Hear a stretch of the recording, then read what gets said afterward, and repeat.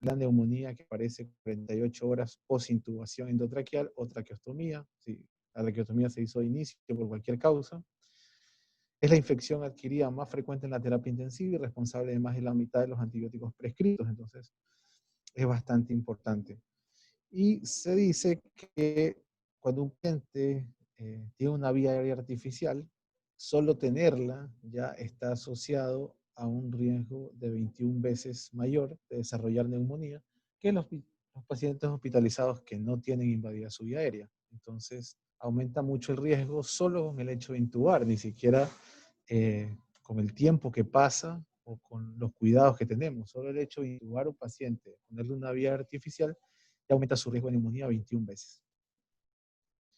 En este estudio, o en esta serie que llevan los europeos, sobre todo, que es el EBIN-HELIX, que lo llevan para las infecciones asociadas a los cuidados de la salud y se publican cada año, es algo bastante preciso para medir sus planes de prevención de las infecciones asociadas a cuidados de la salud.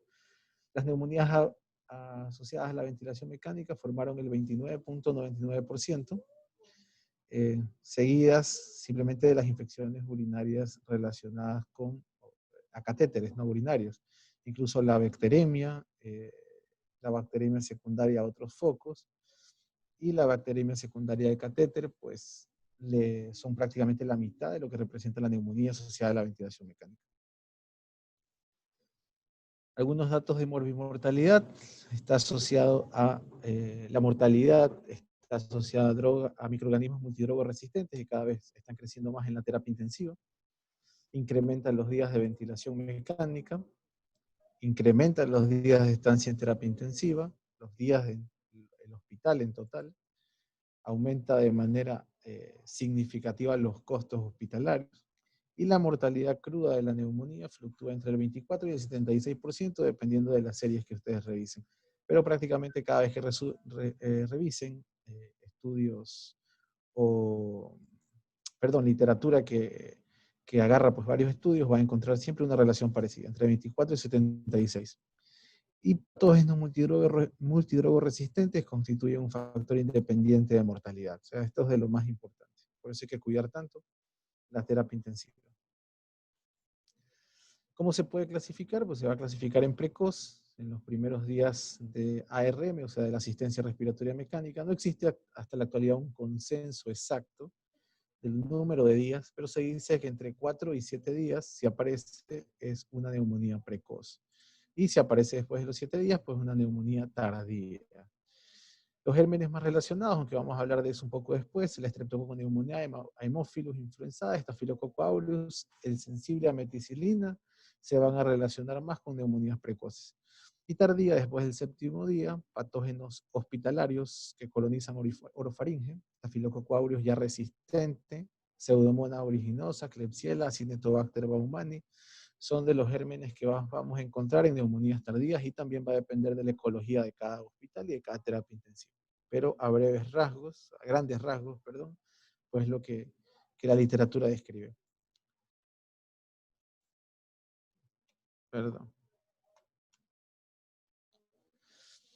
Como les decía, en la epidemiología, la neumonía se mide por lo general por 1000 días de ventilación mecánica. O sea, las puntuaciones que se hacen por cada 1000 días de ventilación mecánica. Así es que se mide. Entonces, tenemos en el 2008 el Consorcio Internacional para Infecciones Nosocomiales nos dijo que teníamos 18.6 neumonías por cada 1000 días de ventilación. Ya en el 2007, un poquito más abajo, entre 2.1 y 11 por cada 1000 días,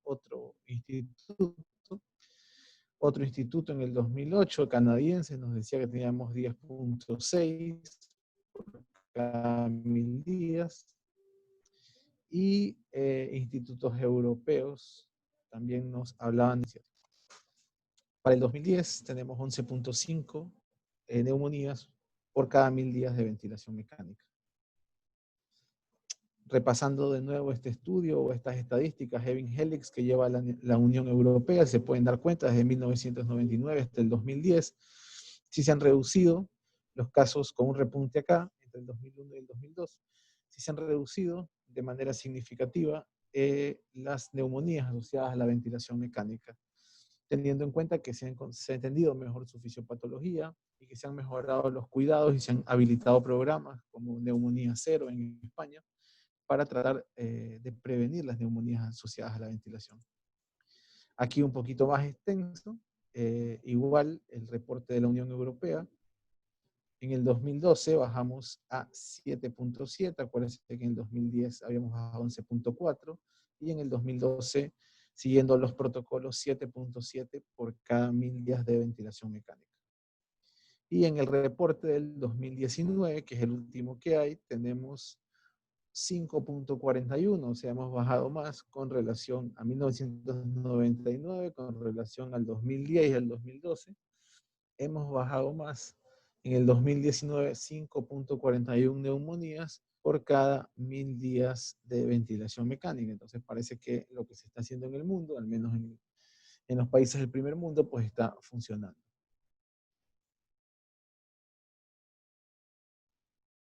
Hay que tener un concepto presente que puede crear confusión, y es la traqueobronquitis asociada a la ventilación mecánica, y son síntomas de infección del tracto respiratorio inferior después de 48 horas en ventilación mecánica, pero que no presentan ninguna alteración en la radiografía, o sea que no cambian.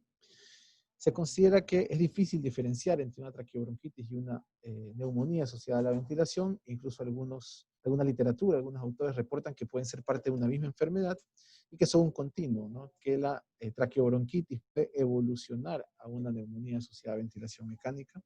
Eso es lo que se está debatiendo actualmente, pero siempre hay que tener pues, algunos cuidados a la hora de diferenciar, lo que puede parecer o, a primer momento puede ser complicado. Dentro de la fisiopatología, pues tenemos varias vías de infección. Tenemos la vía por contigüidad, la vía hematógena, de otro foco lejano a los pulmones y que por vía hematógena pues pasa la contigüidad, cualquier foco de infección cercano a los pulmones pasa. Tenemos la vía inhalatoria. Esto va a depender de la esterilización y cuidados del aparato de la vía aérea, pero sobre todo ya en pacientes invadidos. Y la aspiración es el principal mecanismo por el cual se produce la neumonía asociada a la ventilación. Cuando nosotros intubamos a un paciente y colocamos un tubo endotraqueal, ya por más que tengamos todas las medidas, por más que hagamos la secuencia de intubación rápida, por más que este paciente esté en NPO y hayamos tomado todas las condiciones, las mejores condiciones para intubarlo, pues ya eh, lo indemne que estaba la vía aérea de microorganismos, pues ya se rompe la esterilidad de la vía aérea inferior porque estamos metiendo un tubo endotraqueal. Entonces esto también lacera, inflama la mucosa de la vía aérea, produce secreciones y ahí pueden colonizar bacterias. Además, perdemos nuestra capacidad para pues expulsar las secreciones de la vía aérea superior, incluyendo las secreciones de la boca, y empiezan pues cuando cerramos con el neumotaponador, con el globito del globo, colonizar la parte superior del tubo endotraqueal. ¿Okay? Y alrededor también del tubo se va a formar una biopelícula, ¿okay? Y con todos estos microorganismos que se forman, cuando la capacidad del huésped de defenderse frente a estos microorganismos pues disminuye, obviamente va a desembocar en una infección. Además, las bacterias pueden entrar directamente a través del diámetro interno del tubo endotraqueal porque pues no se cambió la sonda de aspiración, porque se está desconectando a cada rato al paciente, y todos son parte de los cuidados que debemos tener, pero principalmente esta es la vía de contaminación más importante. Por eso siempre se debe estar revisando la presión del manguito, que debe estar entre 25 y 30 centímetros de agua, para saber que este neumotaponamiento, que este balón esté bien inflado y estas secreciones que se están formando aquí arriba, pues no pasen a la vía aérea inferior. Eso es bastante importante y se debe estar haciendo constantemente una revisión. Dentro de la microbiología, pues como hablábamos anteriormente, dentro de los más frecuentes, en gram positivos, tenemos el Staphylococcus aureus meticillino resistente y meticillino sensible, Streptococcus pneumoniae, otros estreptococos, depende el estudio que ustedes lean. Gram negativos o la serie que ustedes revisen, gram negativos, Pseudomonas, Acinetobacter, Enterobacter, Haemophilus influenzae. Entonces, dependiendo de la serie que ustedes revisen, pero sí se van a dar cuenta a lo largo de la charla, siempre vamos a encontrar prácticamente los mismos gérmenes. En las neumonías precoces, como decíamos, Streptococcus pneumoniae, Haemophilus influenzae y el Staphylococcus aureus meticino sensible, tienen una mortalidad hospitalaria, o sea, gérmenes que ya son propios de la ecología de la terapia, y se pueden asociar un poco más de resistencia. Tenemos las pseudomonas, el Acinetobacter, Staphylococcus aureus ya meticilino resistente y otros bacilos gram negativos. Aumento de la incidencia de multidrogos resistentes en pacientes que tengan EPOC, pacientes inmunodeprimidos, o que hayan estado recibiendo tratamientos antibióticos previos, lo cual pasa mucho en un paciente que ya tiene hospitalizado algún tiempo y por alguna razón termina la terapia intensiva y tiene que intubarse. Dentro de la clínica y el diagnóstico, pues la clínica pues, mandatoria, se debe tener la sospecha siempre cuando existen signos de infección sistémica, fiebre mayor a 38 o hipotermia, y leucocitosis mayor de 10.000 o leucopenia menor de 4.000. Signos de infección local, secreciones purulentas a través del tubo y secreciones mucopurulentas, amarillentas. En algunos casos puede haber no tantas secreciones. Y la radiografía de tórax pues, nos muestra aparición de nueva y persistente opacidad. El CPIS, el Clinical Pulmonary Infection Score, es un score que se utiliza cuando existe la sospecha de neumonía asociada a la ventilación mecánica. Se ocupa mucho en Europa.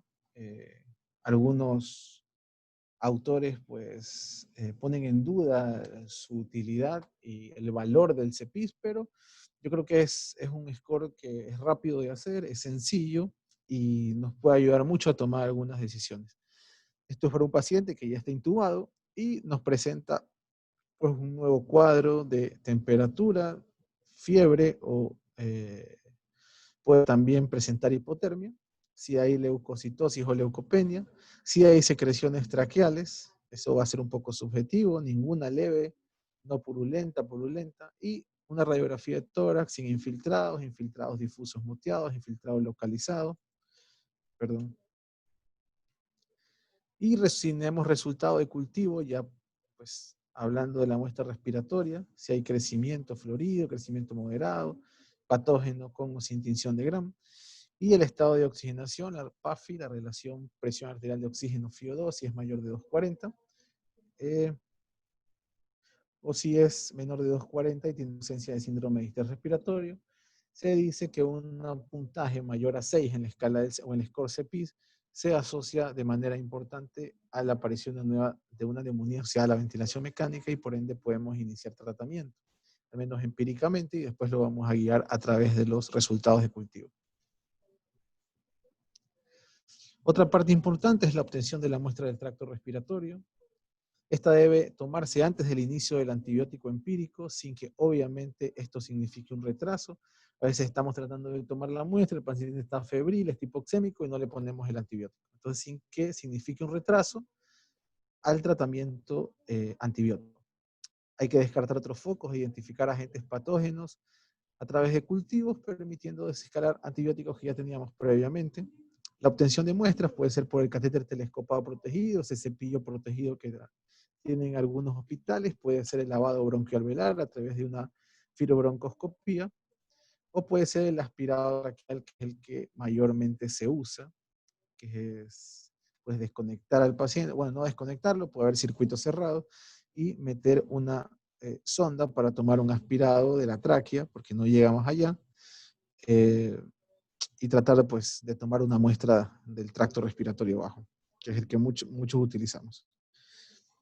Superioridad de muestras invasivas, broncoscopía versus no invasivas, el aspirado traqueal aún se encuentra en debate, después vamos a ver un poco eso que dicen los americanos y que dicen los europeos acerca de esto.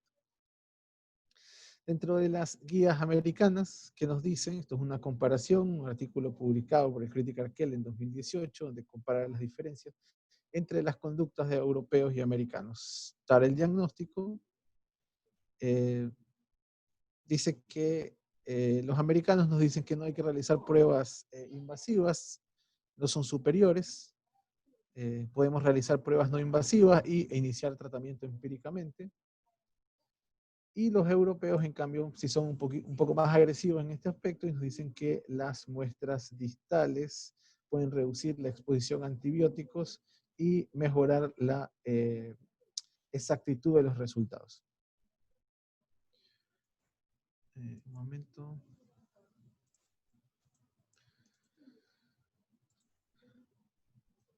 Siempre que ya tenemos una vía aérea artificial, como lo mencionábamos anteriormente, esto va a implicar pues, que la esterilidad de la vía aérea inferior ya no va a estar intacta. A pocas horas de intubar el paciente y el paciente va a estar colonizado por algún tipo de bacteria.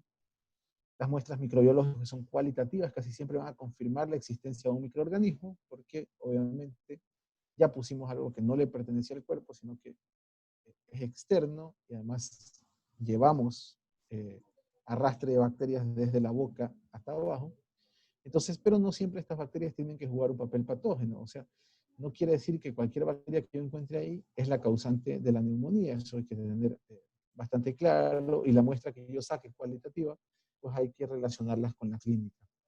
Si yo tengo un cultivo negativo, eso sí puede hacerme cuestionar el diagnóstico de neumonía asociada a ventilación mecánica. Aquí sí hay que ponerlo un poco en duda, aunque muchos cultivos pueden ser negativos, siempre la clínica va a ser mandatoria, y si yo tengo una clínica muy sugestiva y un cultivo negativo, pues sí, le seguiría dando tratamiento, pero si la clínica es dudosa y el cultivo es negativo, quizás debería cuestionarme que existe una neumonía asociada a la ventilación.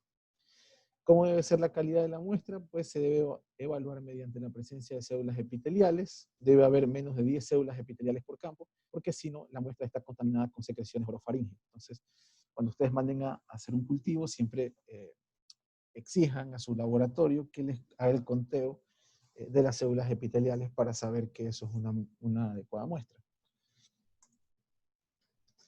Como les decía, cuando es válido determinados tipos de estudio, cuántas unidades formadoras de colonias debemos tener en cada muestra que tomemos, en cada tipo de muestra, pues va a ser diferente para cada tipo de estudio. En el catéter telescopado, que son estos catéteres que metemos, una especie de minival, con el cepillo protegido, pues tiene que haber 10 a la 3 unidades formadoras de colonia. En el lavado bronquioalveolar, 10 a la 4 unidades formadoras de colonia, en el aspirado traqueal 10 a las 5 unidades formadoras de colonia de la bacteria, para que eso sea representativo y se considere como una infección.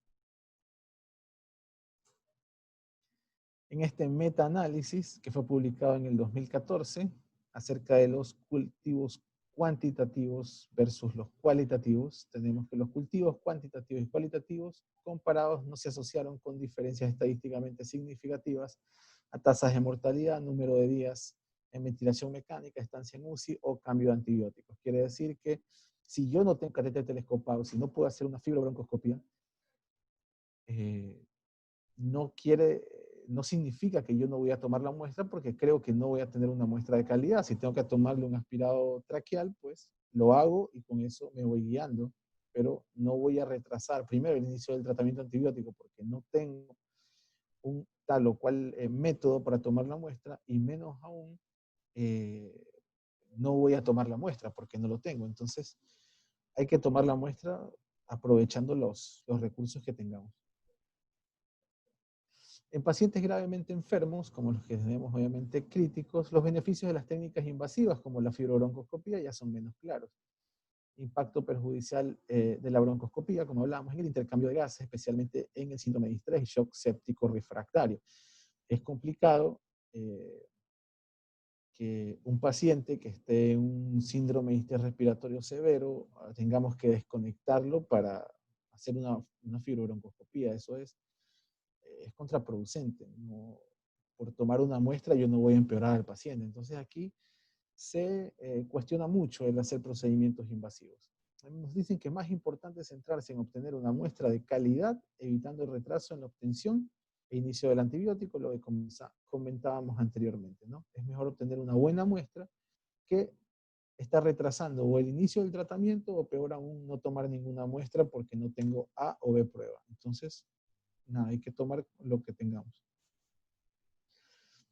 Ya después que hemos hecho esto, hemos pues visto la clínica, hemos visto rayos X, hemos tenido la sospecha, hicimos el score-CPIS y tomamos la muestra, pues viene la parte del tratamiento antimicrobiano, ¿no? Que es la piedra angular de todo esto. Debe ser una administración precoz y adecuada.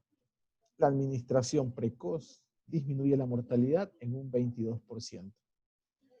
¿Cómo debemos guiar nuestro tratamiento? Pues cada terapia intensiva o cada hospital debe tener su epidemiología. O sea, debe tener su mapa microbiológico, o su flora, o su ecología, como quieran decirle, pero es importante que cada hospital lo tenga. Si yo sé cuáles son las bacterias que están en mi hospital, están en mi terapia intensiva, no voy a desperdiciar el tiempo poniendo un montón de antibióticos que los ponen en Suiza, porque yo leí las guías de ahí, y obviamente no estoy cubriendo nada de lo que hay en una terapia intensiva aquí en Guayaquil.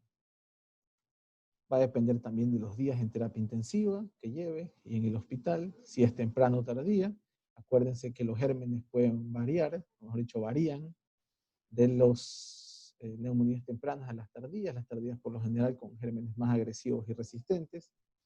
Y si tenemos factores de riesgo para multidrogo resistentes. ¿Y cuáles son estos factores de riesgo? Pues que el paciente haya recibido antibiótico en los últimos días, los últimos 90 días, que esté colonizado por gérmenes resistentes entre bacterias productoras de carbapenemasas, las temibles KPC, Acinetobacter baumannii o Pseudomonas. Entonces, si pacientes aparecen colonizados anteriormente y luego se enferman o hacen una infección, yo tenía el antecedente de la colonización, pues posiblemente debe elegir un antibiótico dirigido a estos gérmenes. O si el paciente pues, ya ha tenido polifarmacia, ya ha recibido antibióticos antes.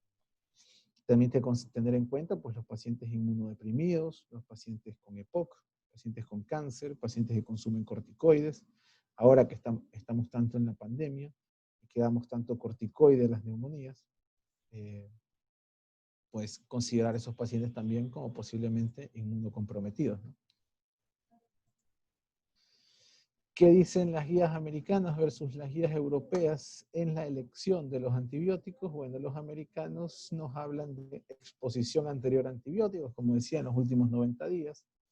El tiempo en el hospital ellos consideran que también es importante. Y el fallo de órganos. O sea, si un paciente está más grave, nos dicen que posiblemente tengamos que elegir un antibiótico más fuerte. Ellos dicen que el shock, el síndrome de distrés respiratorio y la falla renal, estos tres fallos orgánicos condicionan que ese paciente posiblemente tenga un germen más resistente y que haya que elegir antibióticos de un espectro más amplio. ¿Y qué dicen los europeos? Los europeos dicen que nos tenemos que basar en la ecología local de la terapia. Por eso cada terapia debe tener su mapa microbiológico. Si tenemos al menos un 25% de gérmenes en nuestra ecología local multidrogo resistentes, deberíamos pensar en poner antibióticos de amplio espectro. Y con relación a la severidad, pues tener en cuenta si el paciente, según escalas de mortalidad, como el Apache, si tiene más o menos del 15% probabilidades de fallecer. Entonces, si el paciente tiene más del 15% de probabilidades de fallecer, pues quiere decir que está más grave y quizás elegir antibióticos de amplio espectro.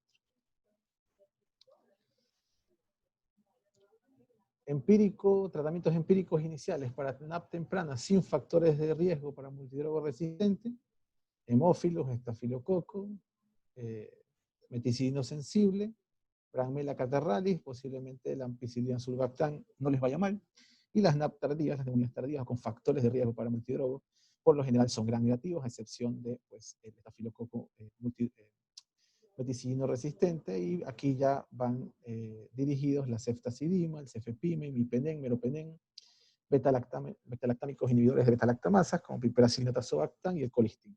Y para gram positivos, pues vancomicina, trimetoprim sulfametoxazol en asociación y el Nesolid, que tiene buena penetración pulmonar. Igual vamos a ver un algoritmo.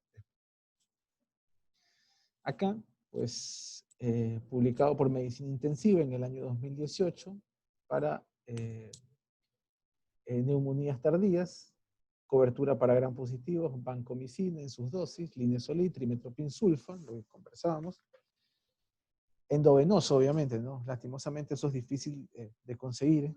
Solo tenemos a veces el oral, pero la idea es que sea intravenoso. Para gram negativo, ceftazidima, piperacilina tazobactam, imipenem, meropenem y el cefepime. Y ya si tenemos gram negativos multiresistentes, pues el colistin, dosis mayores, amicacina, fosfomicina, también como agregarle, y Taigasil o tigecyclina, pues también pueden ser buenas opciones asociados dependiendo de la SIM o de la concentración inhibitoria mínima de los antibiogramas que nos llegan. Acá también tenemos otra literatura de la ITSA, de la Clinical Infection Disease, en el 2016, un poco más tardía, pero no difiere mucho de lo que vimos anteriormente, gram positivos, las glicopéptidos como la vancomicina, tenemos también para gram negativos con efecto antipseudomónico, pipertazo, cefalosporina, cefepime, cefazidima, los carbapenémicos, y los monobactámicos como el astronam, que ya prácticamente poco lo encontramos. Gram negativos con actividad antipseudomónica también acá, las fluoroquinolonas, levofloxacino, aminoglucósidos, tenemos las polimixinas, lo comentábamos anteriormente. Pues en las dosis que les dejo acá, igual las charlas están para que puedan repasar las dosis. Dentro de las bacterias productoras, las enterobacterias productoras de carbapenemasa que tanto tememos, las KPC que tanto le tememos en nuestras terapias, pues está recomendada la biterapia de meropenem si el SIM es menor o igual a 8, más otra droga activa que puede ser colistina, amicacina, tigecyclina o fosfomicina. ¿Okay? Siempre en conjunto. La forma de administración, críticos con infecciones graves, hay que dar dosis de carga y administración continua. Esto ya está más que demostrado que la administración continua de los medicamentos, o sea, en infusión continua de 4 o 6 horas, pues mejora mejora la sobrevida de estos pacientes, mejora la actividad bactericida de los antibióticos, sobre todo en los que son tiempo dependiente, como algunos de los que estamos utilizando. Entonces, siempre que pues lo podamos hacer, indiquemos cuando escribimos la prescripción que se pasa en infusión continua. Este es un artículo, una revisión, está recién salida del horno, salió hace poquitos días del Critical Care, que también nos da una actualización en el tratamiento de las neumonías nosocomiales en la terapia intensiva. Y pues aquí nos deja un algoritmo. Entonces tenemos la sospecha de la neumonía nosocomial en la UCI. VAP se refiere con neumonía asociada a la ventilación mecánica. ¿Okay? Las están poniendo aparte, estas son las neumonías asociadas a los cuidados de la salud. Si es de inicio temprano y no tiene antibióticos anteriores, ¿verdad? Empezamos con una cefalosporina de tercera generación como tratamiento empírico. ¿Okay? Pero si es una neumonía asociada a la ventilación mecánica o si fue una neumonía asociada a los cuidados de la salud que falló previamente, pues ya vamos a pasar al lado derecho del algoritmo y vamos a ver si tiene factores de riesgo para pseudomonas, para colonización por pseudomonas originosa, factores para gérmenes multiloboresistencia, ¿okay? Y en ese caso podríamos empezar con antibióticos como el ceftriaxona, tazobactam, que son antibióticos que lastimosamente no podemos conseguir aquí, más una aminoglucosia o una quinolona. Si tenemos riesgo para KPC, pues ellos recomiendan la ceftazidima con avibactam, que también es antibiótico que no contamos aquí, lastimosamente, pero de todas maneras se les pongo esta actualización porque pues acaba de salir, es importante que la revisen, y también hay que conocer lo que se hace en el mundo, aunque nosotros no lo hagamos aquí, no tengamos los recursos. Más un aminoglucoso y una quinolona. ¿Okay? Y no sabemos de colonización, no conocemos la ecología ni la incidencia de gérmenes multiresistentes, podemos empezar con pipertazo o un carbapenémico o cefepime asociado a un aminoglucósido o una quinolona. Si pensamos en germen Staphylococcus aureus meticilino resistente, podemos agregar vancomicina o linezolid. El linezolid tiene buena penetración pulmonar y va bien cuando los pacientes pues, tienen algún grado de falla renal. Eso es pues empírico, ya cuando tenemos la muestra de nuestros cultivos, ya tenemos el resultado, ya tenemos que dar antibióticos por un target, ¿no? A un objetivo, a un germen. Tenemos el Staphylococcus aureus. Si es meticillino sensible, podemos usar cefazolina, cloxacillin, y si es resistente, linezolid o vancomicina, dependiendo del estado del paciente, dependiendo de su función renal, dependiendo si está en shock o no. Si está en shock el paciente y tiene una buena función renal, pues lo mejor sería utilizar vancomicina. Si está comprometida su función renal y su hemodinamia no está tan tocada, pues podríamos usar linezolid, que tiene buena penetración pulmonar, como les decía anteriormente. Si tenemos una pseudomonas aeruginosa, pues el ceftriaxona más tazobactam, también, como les decía anteriormente, no contamos con eso, pero es bueno saber lo que se hace en otras partes. Tenemos KPC, ceftazidima avibactam. Si tenemos metalobeta-lactamasas, considerar igual la ceftazidima avibactam más acitromicina o colistin. Tenemos un acinetobacter, puedes considerar colistin, que es lo que tenemos aquí. Y después, si tenemos otra bacteria que quizás tenga menor resistencia de alguno de los antibióticos que estamos utilizando anteriormente, pues hacemos el decalamiento, ¿no? Y utilizamos antibióticos de menos espectro para tratar de disminuir la resistencia. O sea, no continúen con el mismo antibiótico. Si tienen un germen que tenga que sea más sensible de lo que uno esperaba, pues bajen el esquema antibiótico, no continúen con esquemas amplios porque van a favorecer la resistencia. Y la terapia en aerosol, que tanto nos gusta, pues está controvertida. En realidad hay dos grandes metaanálisis, este publicado en 2016, que se utilizó amicacina y fosfomicina inhalados. Si ustedes pueden ver, la sobrevida de los pacientes prácticamente fue igual en el grupo en que se utilizó el antibiótico inhalado con el grupo, perdón, a ver, si en el grupo aquí, entre líneas, entre cortada, es el grupo que se utilizó los antibióticos inhalados frente al grupo que no se utilizó. Entonces la sobrevida prácticamente fue la misma, a excepción del colistin. eh, Se podría, que es el que más, un poquito más tiene evidencia, pues no están, eh, no tiene tanta evidencia los antibióticos inhalados. Y este de amicacina inhalada, este es muy, muy reciente, ya salieron los resultados, pero no están publicados todavía del todo.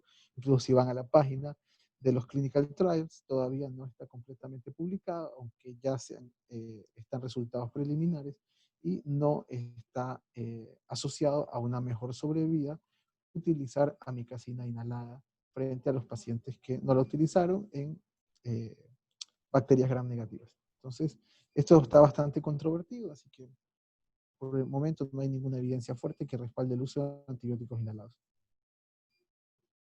Entonces no podemos apoyarlo y se podría considerar en la terapia de rescate para los multidrogoresistentes cuando la terapia sistémica pues, ha fallado como un complementario, nunca como un sustituto. ¿Cuánto debe durar el tratamiento? Eso también es otro tema controvertido, depende de lo que ustedes lean. Algunos autores dicen que no hay diferencias en la mortalidad, días de ventilación mecánica, falla clínica o estadía en terapia intensiva, con que utilicemos 8 días contra 15 días. Los tratamientos más prolongados solo han demostrado más reinfecciones por gérmenes de mayor resistencia en forma significativa.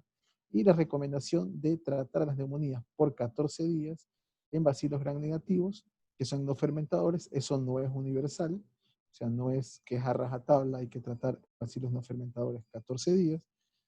Eso va a depender mucho del criterio clínico, pero la mayoría de las guías, incluso en la actualidad, en el estudio que recién les había comentado, que salió hace un par de días, todavía nos siguen diciendo que 7 días es un tratamiento efectivo y que no hay diferencia entre 7 y 14 días. Se están probando muchos biomarcadores o se está hablando de muchos biomarcadores para tratar de guiar el tratamiento o en su defecto suspender el tratamiento, y hablamos de PCR procalcitonina, copeptina y el MR pro ANP, que existen algunos estudios, no son de gran impacto, sobre la efectividad de la terapia guiada por biomarcadores, sobre todo se está haciendo con procalcitonina y copeptina, aunque se dice que una reducción del 50% del valor de procalcitonina en las primeras 48 horas de tratamiento, pues habla de una efectividad. Todavía no tenemos estudios fuertes que respalden esto, y aunque en las guías hay algunas recomendaciones, ninguna evidencia fuerte. Pero bueno, siendo lo que tenemos, hay que utilizarlas. Siempre dentro del contexto clínico de los pacientes. ¿Y cuáles son las medidas de prevención? Que creo que es de lo más importante.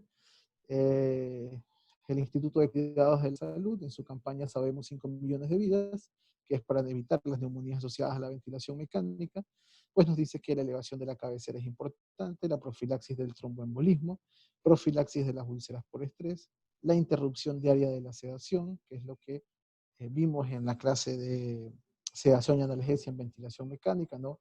Interrumpir o suspender los sedantes momentáneamente, un par de horas al día para ver qué tal el despertar del paciente, y si los reiniciamos a una dosis menor para lograr un RAS objetivo. Entonces eso también está demostrado que disminuye los días de ventilación mecánica, los días de estancia, y por ende pues, las incidencias de neumonías. Y asesoramiento diario para el weaning, que es lo de revalorar cada día si nuestro paciente ya necesita ser extubado, si nuestro paciente ya necesita el weaning. Lo intubamos por una causa y revaloremos todos los días si ese paciente está resuelta esa causa y si ya podemos empezar a quitar la ventilación mecánica lo más pronto. Y bueno, en la higiene oral de clorexidina, por posible asociación con aumento de la mortalidad significativo, hay alguna literatura que comenta que disminuye las tasas de neumonía, pero no los días en ARM, ni la internación ni la mortalidad. Frente a esto, las guías americanas nos dicen que no hacen ninguna recomendación, se abstienen, ellos no opinan acerca de la clorexidina, y los europeos pues dicen que en realidad no tienen una recomendación fuerte acerca de la misma, así que quizás lo hacemos más como una medida de cultura popular en la terapia intensiva más que algo que esté demostrado. Y bueno, eso es todo. Espero pues la clase les haya sido productiva y pasamos al foro de las preguntas. Ahora no sé si Diego ya se habrá unido. Hola Fernando, ¿cómo van? Hola Hola, ¿cómo a estás? todos. Ya, Igual, déjame dejar de compartir esto. sí, buenas noches, igual Andy. Sabes que Fernando también en este día está programada la charla de Andy Ah, sobre ya, el tema de perfecto, las perfecto. Ya, no complicaciones sabía, no de la sabía. ventilación mecánica, la parte 2 que compete al tema del Billy. Ah, Entonces, perfecto, a ver si perfecto. Andy, por favor, nos ayudas con eso. Y de ahí sí, pues, terminando las dos charlas para ver si hacemos un pequeño foro de preguntas y respuestas con las dudas que tengan, pues, el auditorio.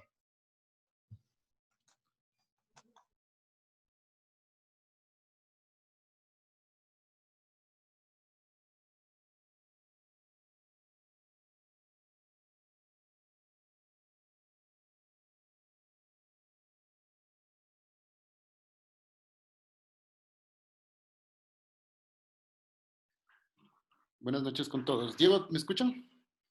Hola, Andy, buenas noches. Sí, te escuchamos, sin ningún inconveniente. Buenas. Solo quiere hablar Fernando. Así veo. Es que la mía es la mejor clase, la tuya aburrida. Digamos. No, mentira. Bueno, ahora sí vamos a lo importante.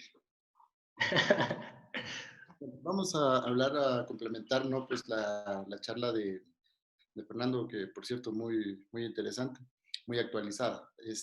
Gracias, gracias. Chuta, primera vez también que le diste, se te felicita. Entonces, bueno, vamos a hablar sobre las complicaciones asociadas, ¿no?, a la ventilación mecánica, que normalmente las conocemos como Billy, ¿no? Es fundamental que conozcamos, pues, cuáles son los objetivos fisiológicos y clínicos de la ventilación mecánica, ¿no? Dentro de los fisiológicos, pues, obviamente mantener un intercambio gaseoso, incrementar el volumen pulmonar, reducir el trabajo respiratorio. Dentro de los objetivos clínicos, tenemos mejorar la hipoxemia, corregir los casos en los que tenemos acidosis respiratoria, en algunos casos, pues también aliviar la dificultad respiratoria, prevenir o desaparecer atelectasias, disminuir el consumo de oxígeno sistémico y miocárdico, y también pues permite en algunos casos la sedación y la relajación neuromuscular. Pues, como vemos, los beneficios de la ventilación mecánica son múltiples, pero sin embargo, pues hay cierto número de personas que pueden morir por ventilación mecánica, pues y esta mortalidad está atribuida a las complicaciones, ¿no? En el caso de volutrauma, atelectrauma, el biotrauma, en fin. De ahí la importancia, pues, de un manejo adecuado, ¿sí?, de la ventilación mecánica para evitar este tipo de complicaciones que a la larga pueden comprometer la vida de nuestros pacientes.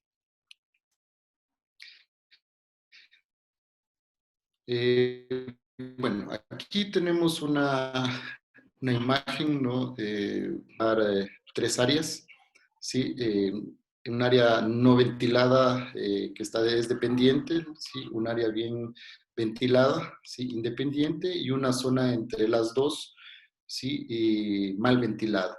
Si bien es cierto, nosotros podemos aplicar a nuestro paciente ventilación mecánica, los efectos fisiológicos en cada una de estas zonas va a ser diferente. ¿Sí? La aplicación de PIP o presiones altas, si bien es cierto, en las zonas no ventiladas pueden abrir, ¿sí? Estas zonas o los alvéolos colapsados, a su vez también puede provocar lesiones muy severas a nivel de las zonas que están bien ventiladas. De ahí la importancia, pues, de conocer los conceptos de ventilación protectora, ¿sí? Para que haya una ventilación adecuada en todas las zonas sin perjudicar a las otras, ¿no?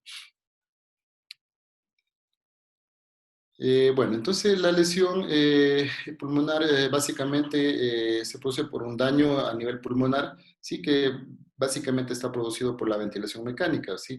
Estas alteraciones prácticamente son muy similares al distrés respiratorio, sí. Se considera que son indistinguibles en algunos casos, no tanto morfológica, fisiológica y radiológicamente, del daño alveolar difuso que se provoca en cualquier patología pulmonar. Entonces, dentro de las lesiones inducidas por el ventilador más frecuentes, ¿no? Tenemos el volutrauma, el barotrauma, el atelectrauma, la toxicidad por el oxígeno y el biotrauma, ¿no? Que son las de las cuales vamos a hablar un poco. Bueno, entonces el barotrauma, entonces este básicamente está producido, ¿sí? Por presión positiva. Si presiones demasiado altas van a provocar este tipo de lesiones. Y esto va a dar lugar al desarrollo de aire extraalveolar en forma de enfisema intersticial, de neumomediastino, de enfisema subcutáneo, neumotórax, neumopericardio, neumoperitoneo y también de embolia gaseosa. Entonces, ¿cuáles son los factores, ¿no? Que están más asociados a la presencia de barotrauma, ¿no? Generalmente en pacientes jóvenes es más frecuente, ¿sí? En patologías pulmonares necrotizantes, en enfermedades pulmonares heterogéneas, en el caso del distrés respiratorio, ¿sí? Cuando hay también aspiración de contenido gástrico, en enfisema, en asma grave, ¿sí? En el volumen circulante adecuado, cuando utilizamos niveles demasiado altos de PIB, ¿sí? Otra causa pues también es la presencia de auto-PIB. Las presiones pico elevadas también son una causa importante, igual las presiones medias alveolares elevadas, ¿sí? La retención de secreciones y la duración de ventilación también. Entonces, ¿cómo podemos evitar el barotrauma, ¿no? Pues primeramente hay que minimizar el volumen minuto. Tenemos que utilizar volúmenes circulantes bajos, limitar la presión máxima, ¿no? Disminuir la relación IE, reducir la obstrucción bronquial, tratar de normalizar la distensibilidad pulmonar, mejorar la distensibilidad de la pared torácica y cuando el paciente ya lo permite, pues utilizar un modo ventilatorio parcial como el presión soporte. Bueno, entonces aquí podemos ver, bueno, esto es un estudio publicado, ¿no? En el cual se demuestra pues cuáles son los efectos, ¿sí? De utilizar una presión inspiratoria pico de 45 centímetros de agua, ¿no? Básicamente se hizo los controles a los 5 y a los 20 minutos y como podemos ver, pues el daño en 20 minutos en un pulmón sometido a una presión pico de 45 centímetros, pues es importante. Bueno, el volutrauma básicamente pues es la lesión pulmonar que se va a producir por sobredistensión de un área pulmonar, ¿sí? Esto debido a la ventilación con un volumen circulante elevado. Entonces, pues básicamente aquí lo que se produce, ¿no? Que presiones pulmonares por arriba de 30 centímetros sí van a provocar estiramiento de la membrana basal y de las tensiones y tensión en las uniones intracelulares.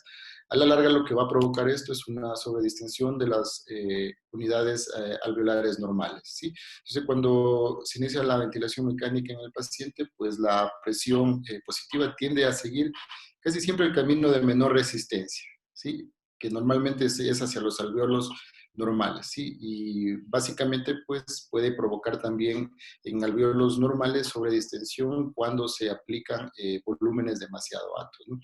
Entonces, lo que a la larga esta sobredistensión va a provocar no es colapso de los capilares alveolares, lo que va a determinar alteraciones en la relación BQ, ¿no? Ventilación-perfusión.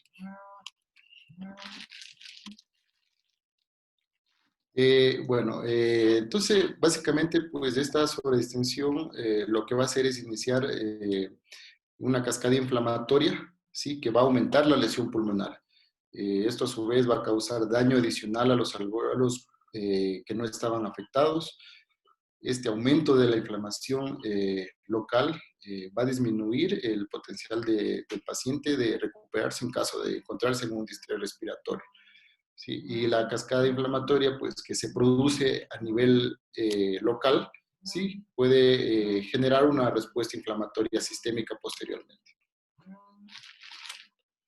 Entonces, el excesivo estiramiento pulmonar al final de la inspiración, pues prácticamente lo que va a provocar es un daño alveolar difuso, un aumento en la filtración de líquidos, va a haber un aumento de la permeabilidad alveolo-capilar, ¿sí? Y a su vez también pues un edema pulmonar. Entonces, ¿cuáles son las estrategias para minimizar el barotrauma y el bolotrauma? Pues primeramente, evitar el exceso de distensión pulmonar. ¿Cómo lo vamos a lograr? Pues manteniendo presiones mesetas en las vías respiratorias menores a 30 centímetros de agua. Para esto, pues hay que utilizar volúmenes tidales que ya habíamos hablado en clases anteriores, no tratando de mantener parámetros protectivos, sí, dentro de estos, pues iniciar a 6 ml, sí, o puede ser entre 6 y 8 ml por kilo. Sí, manejar una PIB adecuada, si no PIB extremadamente alta, sino titulándola de acuerdo a nuestros pacientes. Entonces con lo que corresponde al atelectrauma, pues básicamente es una lesión pulmonar que está producida por el proceso repetido de apertura y cierre de la vía aérea distal, ¿sí? Por el empleo de bajos volúmenes corrientes, ¿no? Los volúmenes expiratorios finales pequeños pueden ser insuficientes para mantener los alvéolos abiertos. Claro, y el reclutamiento y colapso alveolar repetitivo pues, va a terminar en definitiva en un atelectrauma. Otro mecanismo pues, es básicamente la pérdida cualitativa o cuantitativa de factor surfactante y que esto también pues, nos va a predisponer al atelectrauma. Bueno, aquí podemos ver también otra imagen, ¿no? Una al final de la expiración y otra al final de la inspiración, ¿sí? Como ya habíamos hablado, que el cierre cíclico no, por uso de volúmenes bajos, prácticamente lo que va a provocar es más cizallamiento a nivel de los alvéolos, ¿sí? Y lo que a la larga va a terminar en atelectrauma, ¿sí? Va a terminar en más colapso de las zonas alveolares, ¿no? Bueno, aquí tenemos una imagen de cuáles son los volúmenes que pueden causar injuria pulmonar, ¿no? Entonces, por ejemplo, si nosotros tenemos varias zonas, ¿no? A, B, C y D, ¿no? En la zona A, como podemos ver, si nosotros utilizamos volúmenes tidales altos y PIB baja, lo que podemos generar, sí, básicamente son zonas de volutrauma, ¿sí? Como les digo, al utilizar volúmenes tidales demasiado altos y con PIB baja. Si nosotros utilizamos volúmenes tidales normales, pero con PIB alta, ¿sí? Lo que podemos provocar también es sobredistensión, ¿no? Podemos hacer que los alvéolos se sobredistiendan, ¿sí? Igual generar daño a nivel alveolar. Si utilizamos volúmenes tidales normales y PIB bajo, vamos a favorecer más a la aparición de atelectasias, ¿no? Y de ahí la importancia de dar una PIB adecuada de acuerdo a la patología de nuestros pacientes, ¿no? Y como les decía, siempre seleccionando la PIB, ¿sí? Adecuada y de acuerdo pues, a la patología.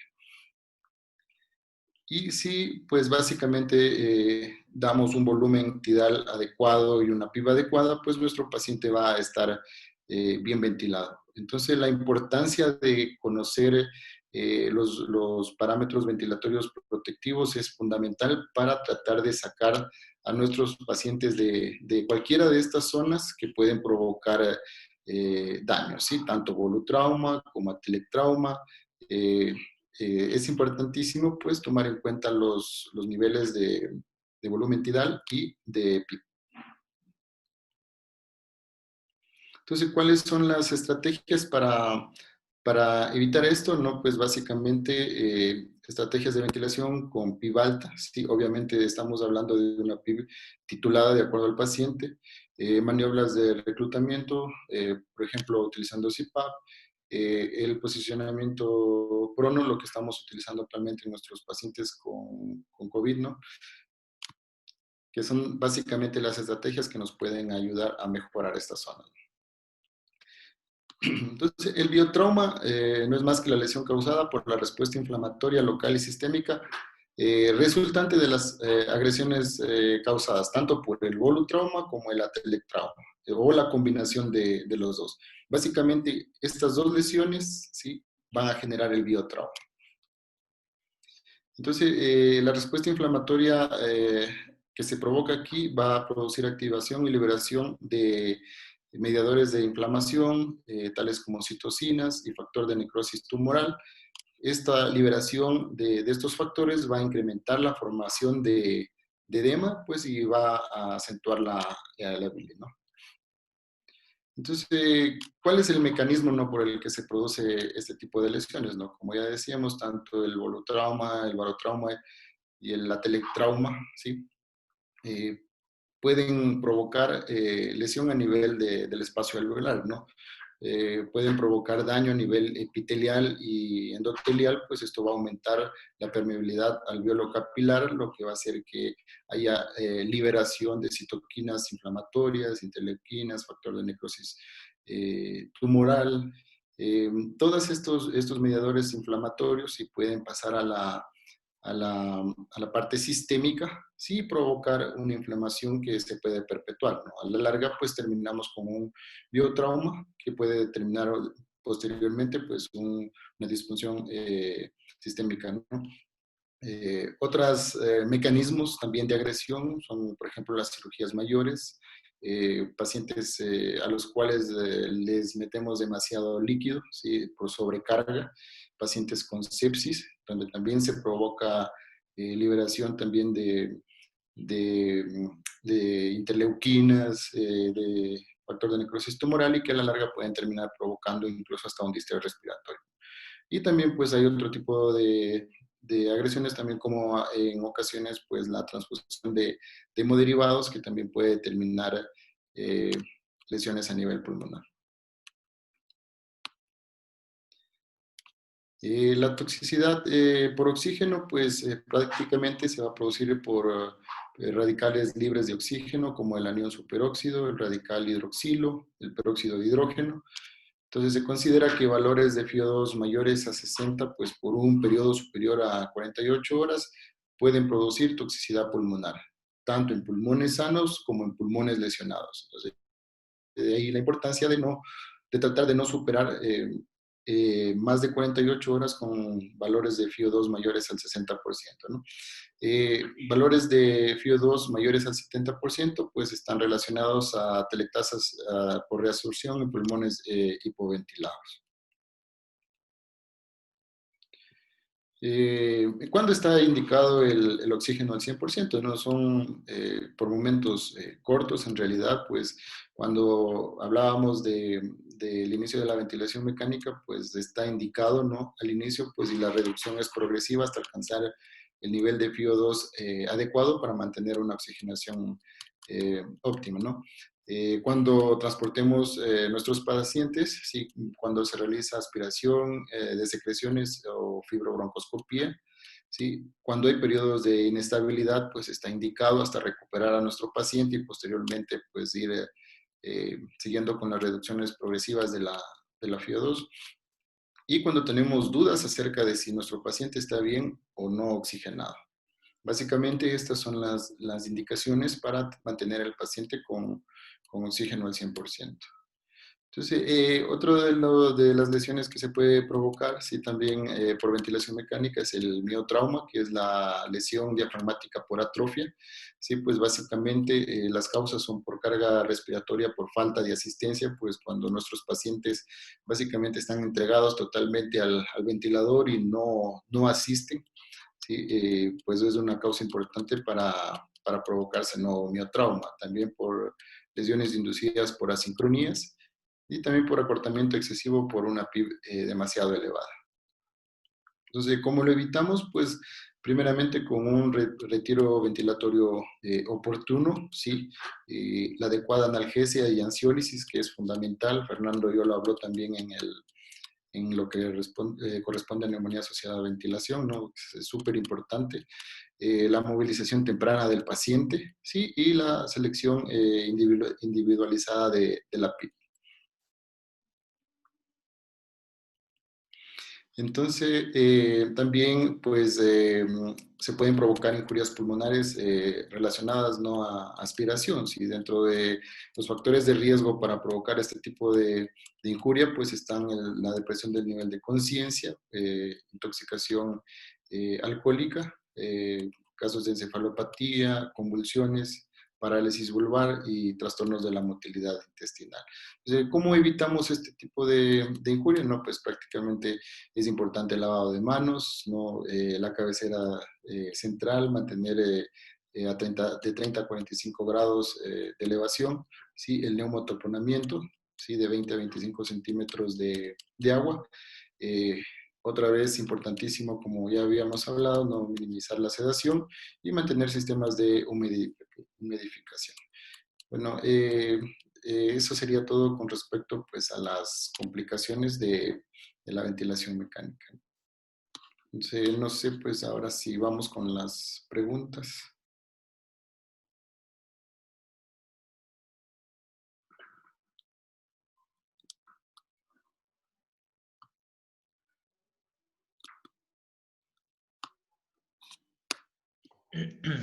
Ya, mira, hola, ¿qué tal con todos?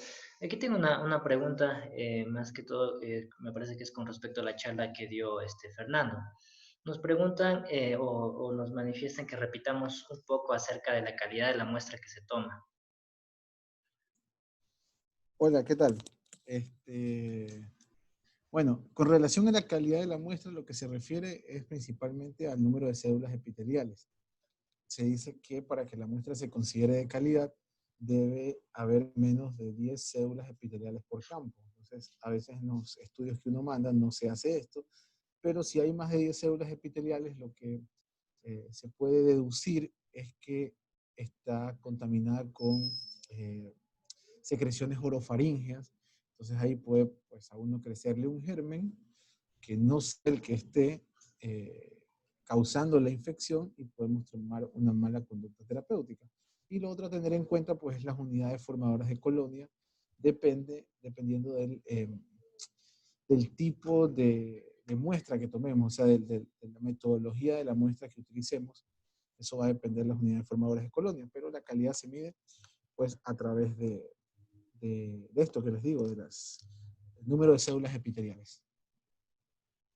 Ya, justo aprovechando que está José conectado también, una pequeña inquietud, más que todo, en este caso, pues José, como se desenvuelve como licenciado en terapia respiratoria, pues ellos prácticamente son los que están vigilando constantemente el tema de la insuflación del tubo, sea del endotraqueal o del traqueostomo.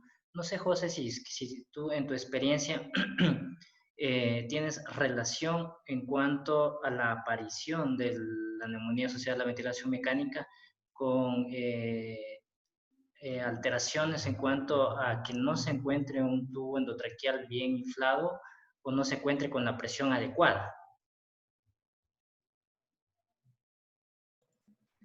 Buenas noches con todos. Sí, Diego, anteriormente sucedía mucho esto cuando no utilizábamos el endotest para controlar la presión del manguito. No se regulaba bien lo que era la presión, ¿no? Del manguito entre los 30 o 35 centímetros de agua, o 25, como le ponen algunos de entre 25 a 35 centímetros de agua. Entonces, no, como no se podía regular bien eso, se utilizaba lo que era la jeringuilla para insuflar el balón, y muchas veces no se le daba la suficiente cantidad, el balón quedaba de cierta manera algo desinflado, y empezaban a ver las aspiraciones por los costados del balón, y provocaban las aspiraciones de los lagos faringios, de todas las secreciones retenidas, saliva y todo lo que retenía el paciente en la orofaringe. Todo eso rodaba hacia la vía aérea y provocaba las neumonías. Pero ahora con el uso del endotest se ha reducido bastante esto. También, aparte de eso, con lo que habló el doctor Rosenberg, de la posición del paciente, la cabecera elevada a los 45 grados, la limpieza con clorexidina, todo esto minimizó un poco la influencia bastante de las neumonías asociadas a ventilación mecánica. Ya, ok.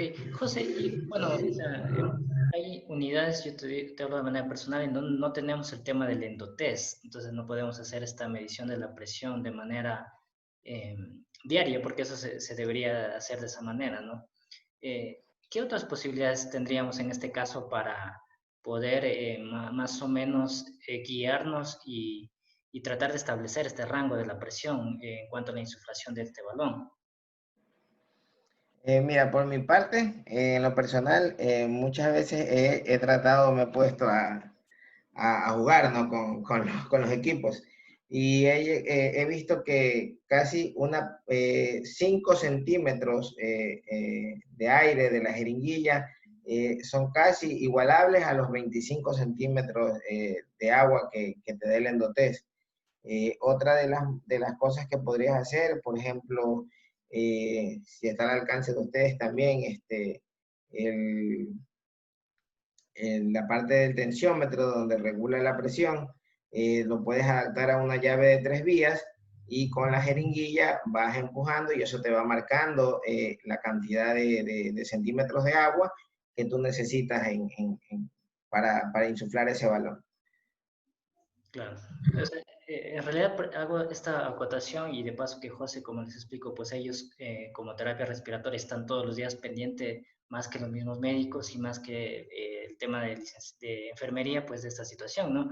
Entonces, me quedaba esa duda porque sí he visto y el tema de la traspolar la medición a través del tensiómetro, ¿no? Entonces, es como lo explicó José. Muchas de las veces, pues hay cierto tipo de unidades, por ejemplo, en mi unidad no contamos con el endotest. Entonces, digamos que lo hacemos de esta manera algo empírica para poder establecer esta norma para de esta manera evitar el tema de las neumonías, ¿no? Acá tengo otra pregunta. Manifiestan que si podemos explicar nuevamente el tema de las atelectasias por reabsorción.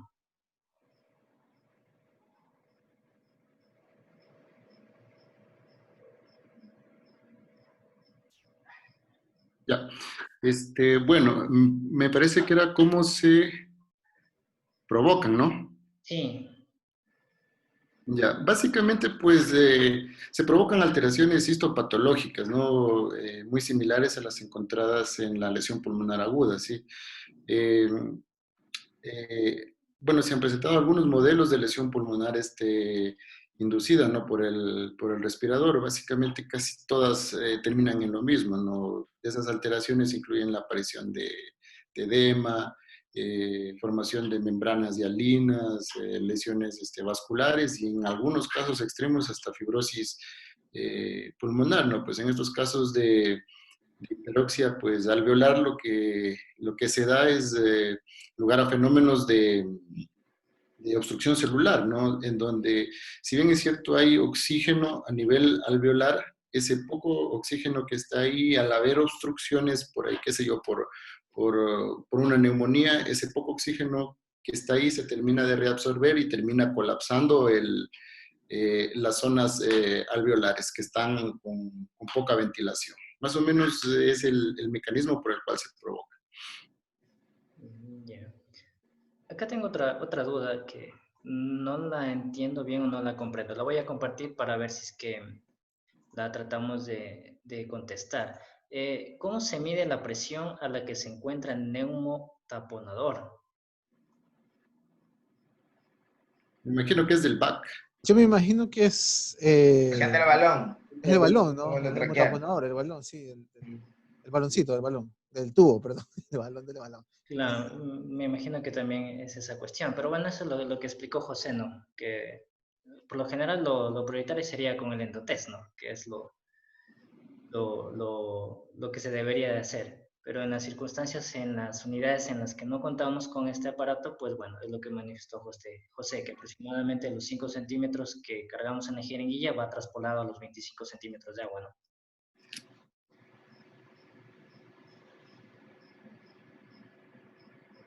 Eso. No sé si tienen alguna otra duda o inquietud por parte del auditorio.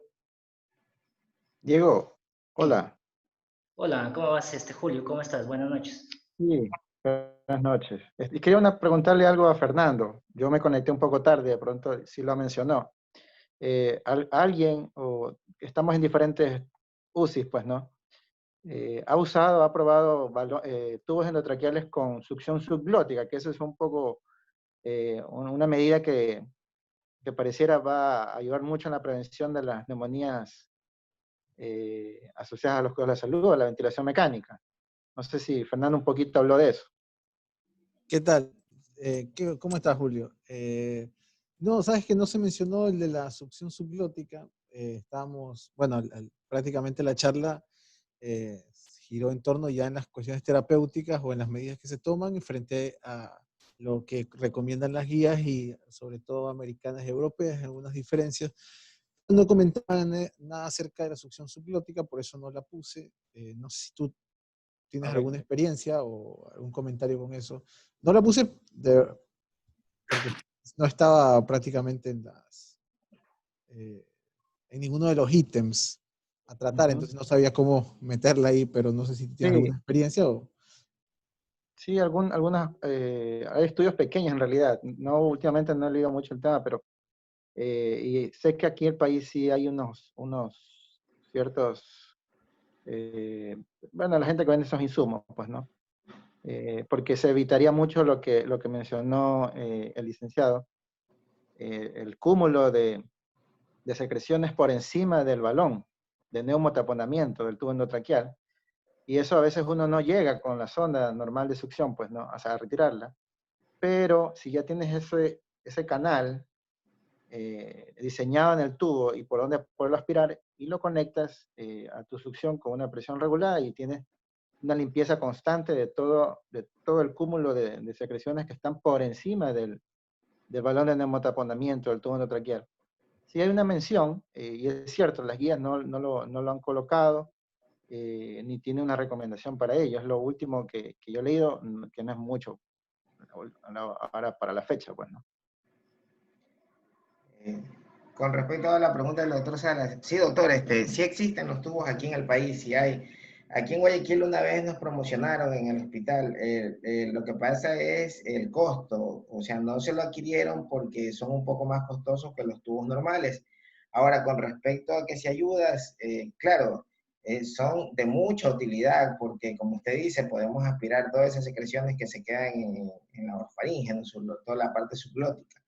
Este, pero para no irnos tan lejos, Dieguito, los traqueostomos con los que se hace ahora las percutáneas, esos traqueostomos traen la succión, traen para succión subglótica. Entonces, por ejemplo, eso sí viene incluido, pero en cambio los tubos son un poco difíciles de conseguir, pero de que los hay y ayudan muchísimo para reducir las neumonías, son excelentes.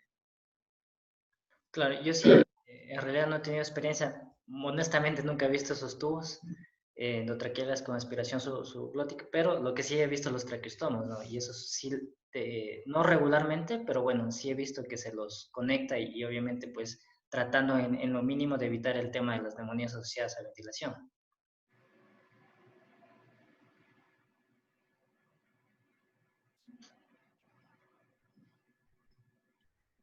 Eso, no sé si es que por parte del auditorio tal vez habrá alguna otra inquietud.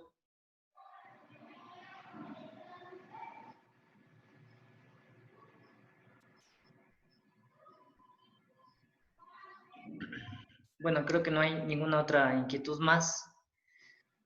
Con esto, pues, hemos visto hoy día el tema de las complicaciones, tanto el BILI como el tema de la neumonía asociada a la ventilación mecánica. Nos quedaría pendientes, pues, para el día de mañana el doctor Julio Salas va a hablar sobre el SDRA y el tema de la ventilación prono, ¿no? Entonces, si es que no hay ninguna otra acotación, no sé, Fernando, Andy, José o Julio, si es que no hay ninguna otra acotación más, pues, ¿Sabes, Diego? sí, Sí, en antes escuché pues, que Fernando hablaba de ceftazidima avibactam. Aquí en el país, obviamente una compañía grande, pues multinacional, etcétera, hace un par de meses ya trajo a presentar de manera virtual la ceftazidima avibactam. Entonces, es una herramienta importante, pues, ¿no? Con la información que nos mencionó Fernando, tener ya, espero prontamente, el fármaco más accesible en nuestras terapias intensivas. Ya está acá en el país, me imagino que hasta que un poco se hagan algo más grande y el conocimiento, ¿no? Ceftazidima avibactam. Sí, Ah, tenemos ya en el país. Ajá, hace un par de qué, meses. qué bueno, la verdad no sabía. Sí, Ahora es una ventaja, pues, que ¿no? me Un diste luces, sí, antibiótico porque más al arsenal no de sabía opciones. exactamente, sí. Lo único malo es el costo, ¿no? Debe ser. Al principio todo es caro. claro. Con respecto a este tema, no sé, tal vez si quisiéramos debatir un poco más el tema, obviamente, De Billy. ya dio Tenemos que hablar de Billy. la charla sobre el tema de los antibióticos, pero encasillando más cuando ya tengamos nuestro cultivo y antibiograma, más que todo con el tema de la SIM. No sé, por ahí si es que acotaremos algo con el tema del antibiótico con respecto al SIM. Pues yo creo que siempre es importante tener el antibiograma con SIM, ¿no? Con las concentraciones inhibitorias mínimas. Creo que eso nos ayuda porque a veces nos ayudan a tomar decisiones no solo en el contexto, no solo viendo el germen, perdón, y viendo lo que nos reportan, si es productor de beta-lactamasas o no, si es productor de carbapenemasas o no, sino que muchas veces te dicen que no es productor de beta-lactamasa, pero si te baja la concentración inhibitoria mínima, tiene unas concentraciones inhibitorias mínimas muy altas y por ahí asumes que, pues que no le va a hacer, no le va a pegar tan bien lo que le estás poniendo. Entonces, creo que esa es la ventaja de tener las concentraciones inhibitorias mínimas, ¿no? Que a veces te reportan un germen y te lo reportan con nombre y apellido, pero a la hora de ver el SIN, la actitud puede cambiar, ¿no? O al menos te puede mantener en alerta por si hay un fracaso terapéutico. No sé qué opinión les representa a los demás. Yo estoy de acuerdo contigo. Yo creo que en ese tipo de circunstancias, si bien el antibiótico en el antibiograma nos da un puntapié para encasillar nuestra conducta terapéutica, yo también creo o considero que me iría por el tema de la concentración inhibitoria, o sea, la que esté más baja, ¿no? La mínima, ¿no? Para poder encasillar de esta manera el antibiótico. No sé qué opinan también. Hola. Sí, mira, yo pienso que es un factor o un dato más a sumar, que coloquemos ese antibiograma en la mesa, pues, ¿no? Y recordemos eh, la farmacocinética, la farmacodinámica de las cosas, ¿no? Nuestros antibióticos. Muy bien lo que mencionó Fernando, lo del inesolí pulmón.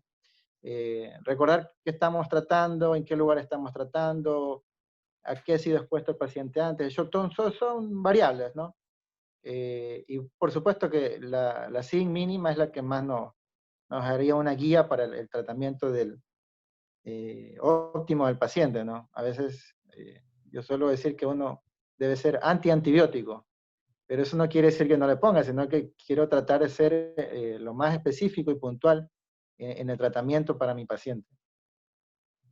Claro, porque acaba una circunstancia especial y creo que a lo mejor en un momento determinado nos pasó a todos, que ya salió el cultivo y antibiograma de nuestro paciente, obviamente después de lo que de la cuestión aguda que nos llevó que nos conllevó a colocar nuestro antibiótico, pero vemos que la evolución clínica es buena, que viene mejorando, entonces muchas de las veces ahí te pones a pensar si vamos con el antibiótico que nos encasilla nuestro cultivo y antibiograma, o si seguimos con el antibiótico que previamente utilizamos.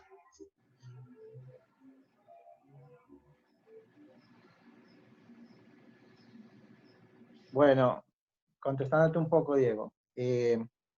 La clínica del paciente, ¿no? Uno tiene, como mencioné, las variables, ¿no?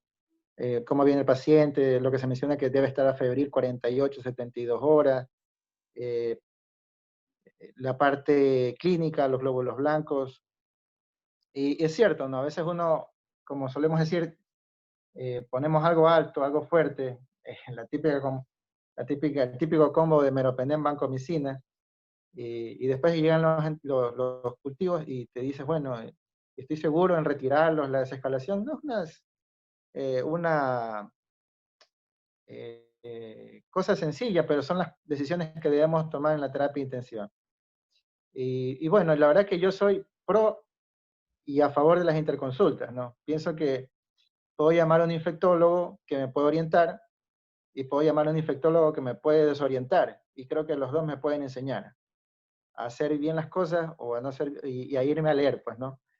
Eh, yo te diría que es un dato más a considerarlo en el momento en que ves a tu paciente la respuesta clínica y que sabes que esta definición de 7 días antibióticos o 15 días no es tan así. Otra cosa es que tengas un paciente con un foco no drenado, que a muchos nos ha de haber pasado, ¿no?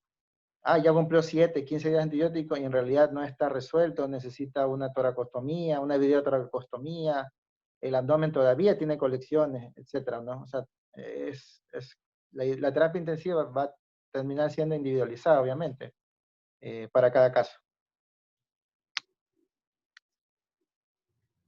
Eso sí.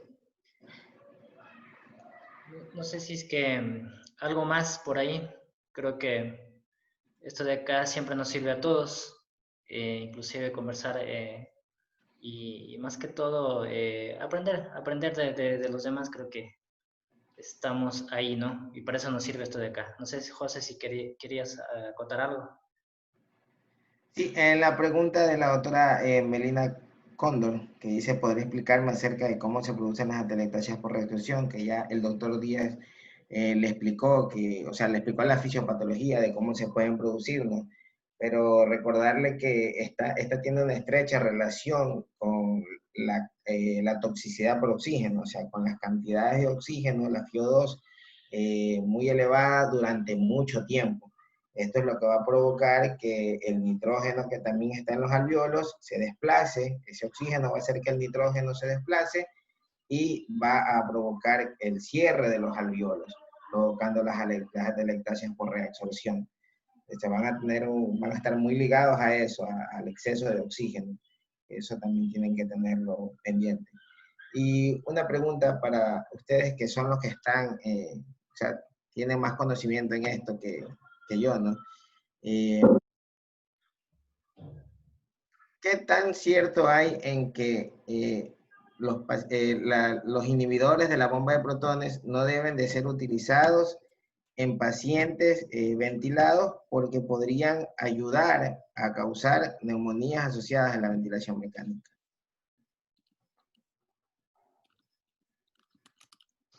¿Qué tal, José? ¿Cómo estás? ¿Cómo están? Mira, siempre ha existido, yo creo que ese tema está puesto siempre sobre la mesa, la discusión de las neumonías asociadas a la ventilación.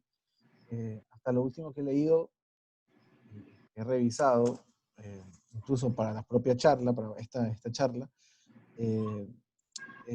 sí se dice que hay una asociación con los inhibidores o con cualquier medicación que cambie el pH o que trate de alcalinizar el pH o disminuir la acidez del estómago. Se dice que aunque no está, creo, no sé si por ahí alguien tiene más información, creo que no hay estudios muy grandes o mucho impacto que lo avalen, pero sí definitivamente está descrita algún tipo de asociación entre los inhibidores de la bomba de protones o de los medicamentos que tratan de disminuir el pH gástrico con las neumonías asociadas a la ventilación mecánica, y se habla de la colonización, o sea que favorece la colonización. Entonces sí está descrita la asociación, no sé exactamente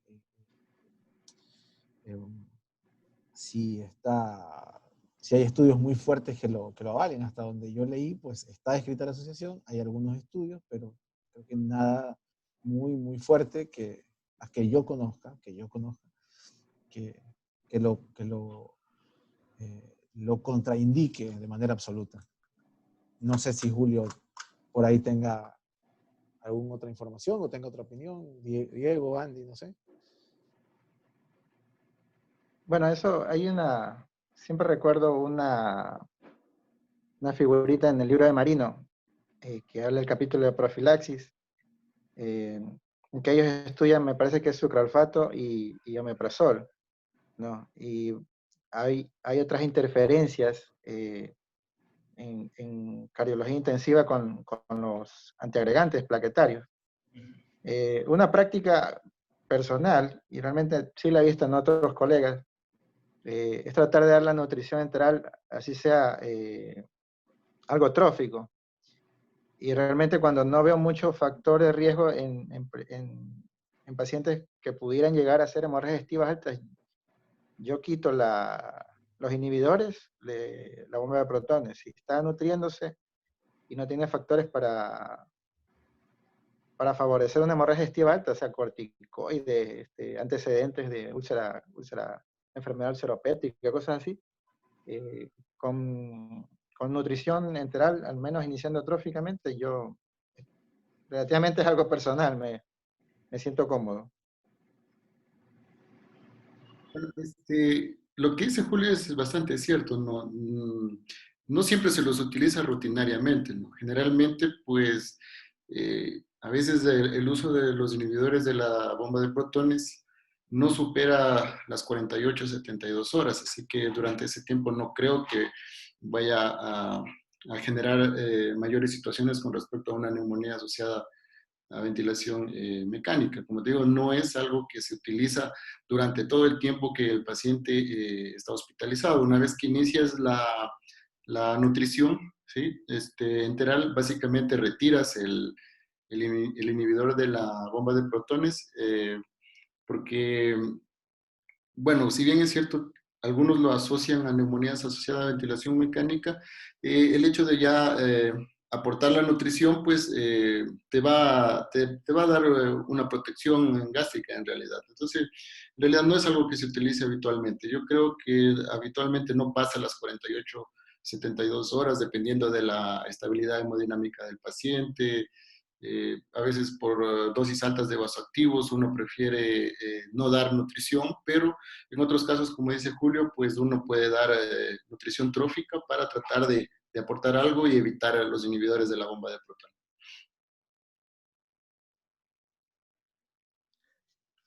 Sí, totalmente de acuerdo con ustedes.